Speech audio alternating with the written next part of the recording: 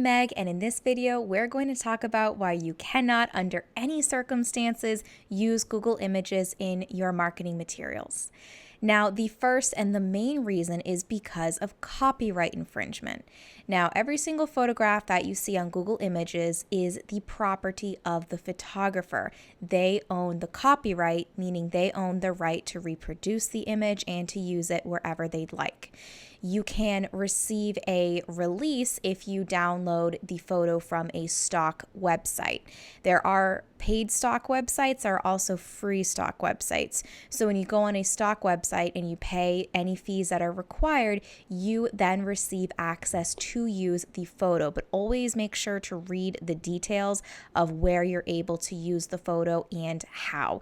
You cannot pass off that you took the photo. Sometimes you have to attribute credit to the photographer, and some photos can only be used for editorial use, like in magazines. There is no workaround for this, even if you link back to the source of the photo, if you credit the photographer, if you only use a smaller version of the photo, if you just use the photo in social media. No matter what, you cannot use photos that you do not have permission to use. And don't assume that the photographer cannot find you. It is super easy to do a reverse lookup of a photo on Google. And not only that, many of the beautiful photos that you see on Google Images come from stock photo websites. And these are really big platforms that can and will pursue legal action. So while you may only receive a cease and desist letter from a photographer, but if you downloaded a photo from Google Images that was originally sourced from a stock photo website, they are more likely to take bigger legal action and can even charge you a fine for the amount of time that you use the stock photo without having paid for it. Okay, so other than copyright, there are a few additional reasons why you shouldn't use Google Images on your website. The next one is professionalism.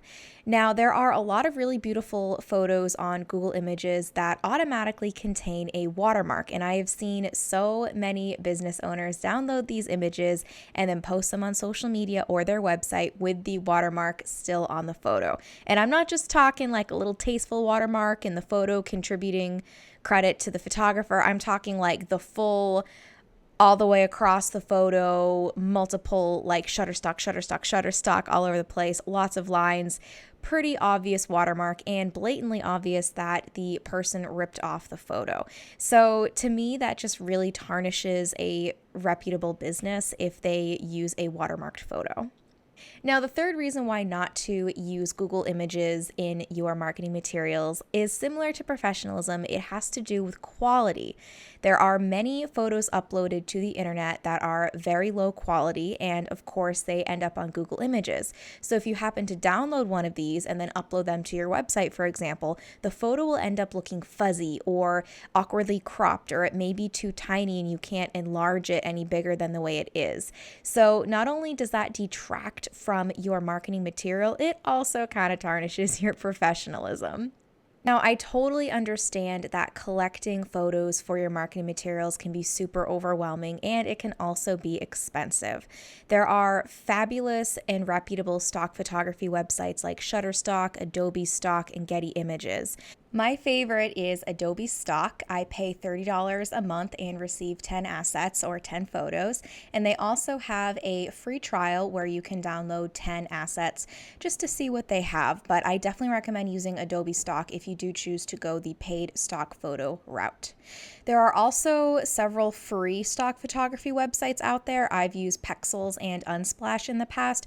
Now, some of the downsides of using a free stock photography website is that the image quality is all over the place, and it's also harder to find consistent images because on free stock photography websites, the photographers tend to be a little bit more artistic, so they edit in a bunch of different styles, whereas on a professional paid stock photography website, you basically have just clean, crisp images, so it's easier to mix and match and still have those photos adhere to your brand when using a paid stock photography website. Now, another downside of using a free stock photography website is that more and more people are using them, meaning it's actually really easy to come across the same photo on multiple different websites and in multiple different places. So if you want to be unique, it is best to use a paid stock photography website or create your own images. So that being said, along with using stock photography websites, you can also hire a photographer to take what's called brand photos, which is photos of yourself, of your business, or product photos. I do have a blog post on how to plan an effective brand photo shoot, which I will link to. And I also teach a digital photography 101 course, which I will link to down below as well, that teaches you how to take your own photos for your business. So that is why you should not use Google Images under any circumstances. I hope that video clarifies. If you would like to learn even more marketing tips and tricks, check out my Marketing 101 online course. It covers a range of traditional and digital marketing topics. Thank you so much for watching, and I will see you in the next video.